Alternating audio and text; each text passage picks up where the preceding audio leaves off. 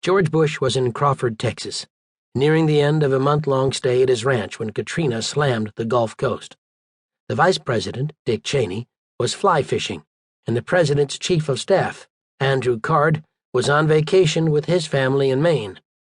Michael Brown, Director of the Federal Emergency Management Agency, had ordered every FEMA employee must be on the job, whether or not he or she had a planned vacation.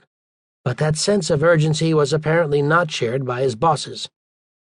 On Sunday, when the highways out of New Orleans were thick with people trying to escape the storm, Bush logged on to the daily video conference FEMA initiates when preparing for a potential disaster. Normally only state and local emergency response officials listen in, but this time the guest list included, in addition to the President, Michael Brown and also Brown's boss, Michael Chertoff, head of the Department of Homeland Security. "I don't have any good news," Dr. Max Mayfield, the director of the National Hurricane Center, began. He compared Katrina to Hurricane Andrew, the 1992 colossus that destroyed or damaged more than 125,000 homes in southern Florida and killed at least 26 people. "Right now, this is a Category 5 hurricane," Mayfield said of Katrina, "very similar to Hurricane Andrew in the maximum intensity. But the ominous difference," he added, "was that this hurricane is much larger than Andrew ever was." The President spoke near the end of the call. "I want to assure the folks at the state level that we are fully prepared to not only help you during the storm, but we will move in whatever resources and assets we have at our disposal after the storm to help you deal with the loss of property." Hearing how that might sound, he added, "And we pray for no loss of life, of course." Bush kept to his regular schedule on Monday. The White House talking points that week called for the President to focus on immigration reform and the new Medicare prescription drug benefit, scheduled to go into effect that January. In the morning, the President flew to Arizona, where his first task was political. August 29th was John McCain's 69th birthday, and Bush arrived with a cake.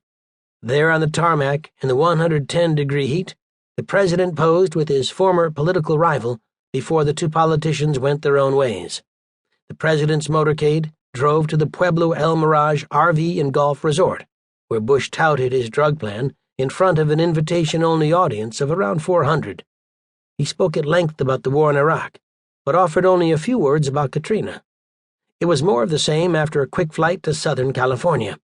The President spoke about Medicare at a senior center that afternoon, and again that evening in a town hall-style meeting in the town of Rancho Cucamonga in San Bernardino County. Only at this last stop did he address the images people were seeing on TV all day. "For those of you who are concerned about whether or not we're prepared to help, don't be," he said. "We're in place." The President and the First Lady spent the night in the Hotel del Coronado, where Bush was scheduled to give a speech the next morning. In New Orleans, Marty Bamundi was not feeling nearly as confident as the President.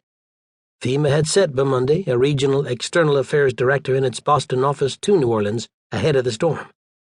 Bamundi was planning to ride out the hurricane in a hotel near the airport, but at 4 a.m. on Sunday, someone had knocked on his door to tell him that he had 2 hours to vacate the premises. Bamundi phoned the Emergency Operations Center in Jefferson Parish, but when no one there answered, he called the one in New Orleans. He jumped when Ray Nagin's people invited him to ride out the storm inside City Hall. On Sunday night, he watched the head of the city's emergency operations order his people to scavenge every last roll of toilet paper they could find and get it to the Superdome as soon as they could. What else hadn't they thought of, he asked himself. Bamundi was in the Emergency Operations Center on Monday at around 10:30 a.m. when the city learned of a major breach in a flood wall along the 17th Street Canal. Using his BlackBerry, Bamundi texted the news to his colleagues. 2 hours later, the agency's Deputy Director of Public Affairs was circulating an email reporting the breach. "Water flow bad into New Orleans," she wrote, adding Bamundi's estimate that parts of the city were under 11 feet of water. All day, the city